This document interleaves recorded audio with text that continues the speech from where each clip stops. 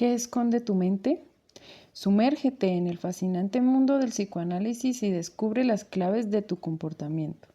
Conoceremos a los grandes pensadores como Freud, Jung, Lacan, Klein y Mahler, quienes desvelarán los misterios del inconsciente y nos ayudarán a comprender nuestros miedos, deseos y motivaciones.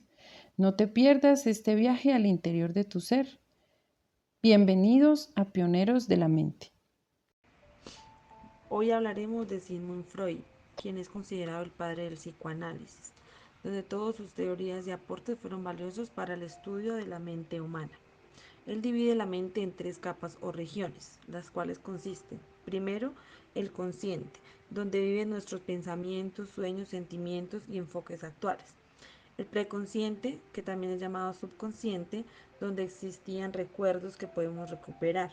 Son donde están procesos psíquicos que no son percatados en el momento, pero llegar con mayor facilidad a la conciencia. El inconsciente, donde viven los miedos, deseos, recuerdos reprimidos que influyen en nuestras acciones, emociones y acciones. Luego propuso una teoría sobre la conciencia e inconsciencia con tres partes metafóricas. El ello, enfocándose en deseos, impulsos, con dos instintos biológicos que son el instinto de supervivencia y el instinto de la muerte. El yo, actuando como un control y conducto de la identificación, desarrollándose en la infancia. El superyo reside los principios, la moralidad, donde se rigen normas y valores de todo ser humano. De la misma manera, los mecanismos de defensa, donde están la represión, negación, proyección, desplazamiento, regresión y sublimación. También desarrolló 5 etapas psicosexuales del desarrollo: la oral, anal, fálica, latente y genital. Sigmund Freud también planteó la hipótesis que todo ser humano debe completar cada etapa para tener un desarrollo completo y ser un adulto psicológicamente sano. Sigmund Freud estudió la interpretación de los sueños, la histérica, la neurosis obsesiva, la ansiedad, las fobias, entre otras más, publicando en 1900 su libro llamado La interpretación de los sueños. Pioneros de la mente. Todos somos parte de un tejido más grande de experiencias y sabiduría compartida. ¿Tú alguna vez te has preguntado qué hay más allá de nuestros pensamientos conscientes? ¿Qué fuerzas ocultas moldean nuestra personalidad y nuestra vida? Hoy juntos vamos a explorar el fascinante mundo del psicoanálisis y a conocer uno de sus pensadores más influyentes, Carl Gustav Jung. Jung fue un discípulo de Freud que se aventuró mucho más allá de las fronteras del inconsciente personal. Propuso la existencia de un inconsciente colectivo, que es una especie de memoria ancestral, que compartimos absolutamente todos los seres humanos. En este almacén mental se encuentran los arquetipos, que son patrones universales de pensamientos y comportamientos, que se manifiestan en mitos, sueños y símbolos. Un muy buen ejemplo es: piensa en el héroe, la madre, el sabio o la sombra. Estos arquetipos son como una plantilla que usamos para dar sentido al mundo y a nosotros mismos. Jung también introdujo el concepto de la individuación, un proceso de desarrollo personal a lo largo de toda la vida, que consiste en integrar todas las facetas de nuestra personalidad, incluso las más oscuras. Además, Jung nos habló de los tipos psicológicos, una clasificación de personalidad basada en nuestras preferencias cognitivas y actitudes. ¿Eres más introvertido o extrovertido? ¿Prefieres pensar o sentir? Entender nuestro tipo psicológico nos ayuda a conocernos mejor y a relacionarnos de manera mucho más efectiva con los demás. Las ideas de Jung han tenido un impacto duradero en la psicología y en nuestra comprensión de la mente humana. Al explorar el inconsciente colectivo, los arquetipos y la individuación, Jung nos invita a mirar mucho más allá de nuestra propia experiencia personal y a conectar con una realidad más profunda y universal. A continuación les hablaré un poco sobre Margaret Mahler, psicoanalista y pediatra, creadora de un modelo de desarrollo infantil, el cual dividió en tres fases. La primera fase, llamada autística normal, que es la fase donde el bebé busca el vínculo con la madre para satisfacer sus necesidades básicas y aún no es consciente del mundo exterior en el que ya está. Y va de los 0 meses a los 2 meses.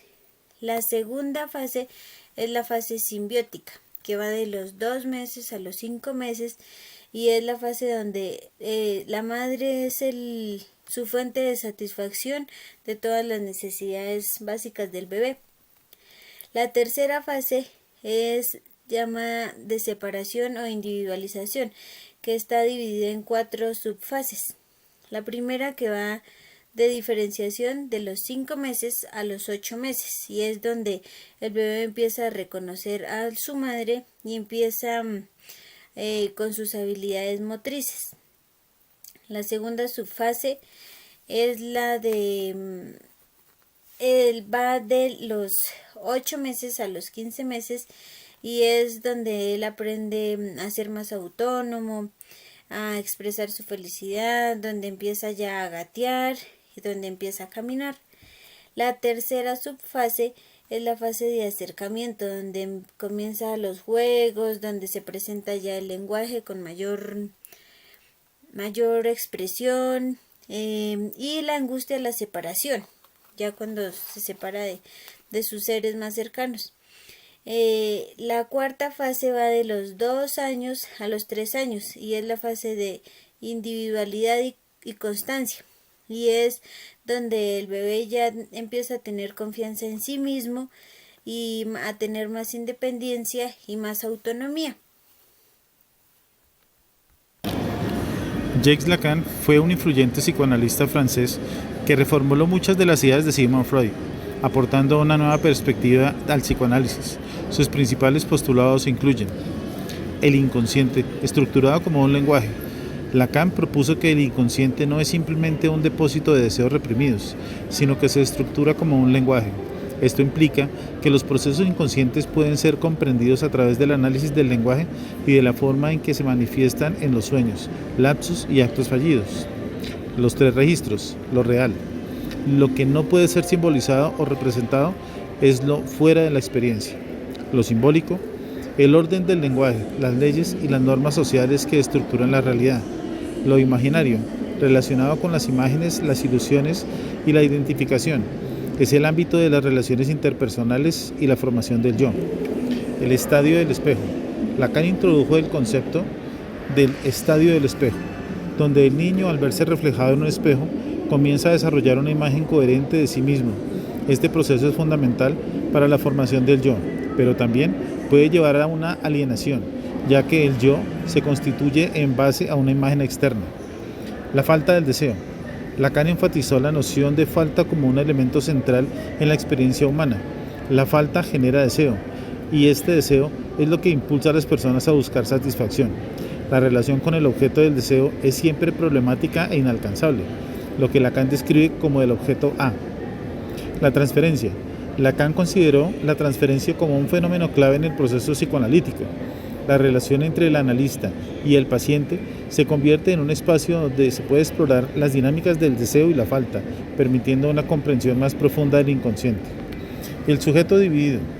Lacan propuso que el sujeto está dividido entre el deseo y la ley, lo que genera tensiones internas. Esta división es esencial para entender la subjetividad y la experiencia humana en el contexto del deseo y la represión. Los postulados de Lacan han tenido un profundo impacto en el psicoanálisis contemporáneo, la teoría crítica y la filosofía, ofreciendo nuevas formas de entender la subjetividad, el deseo y la relación entre el individuo y el lenguaje. A continuación hablaré de Melanie Klein, nacida en Viena en 1888 y fallece en Londres en 1960.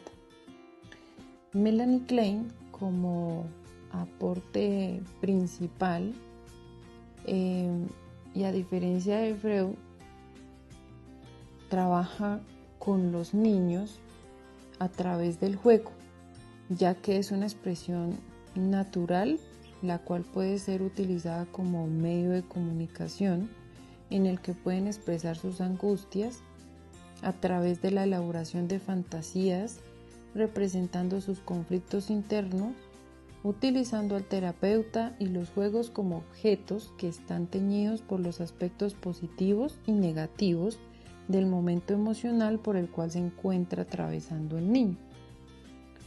Aunado a lo anterior, Klein mostró la importancia de la madre y su función materna siendo el centro de la primera relación con el recién nacido.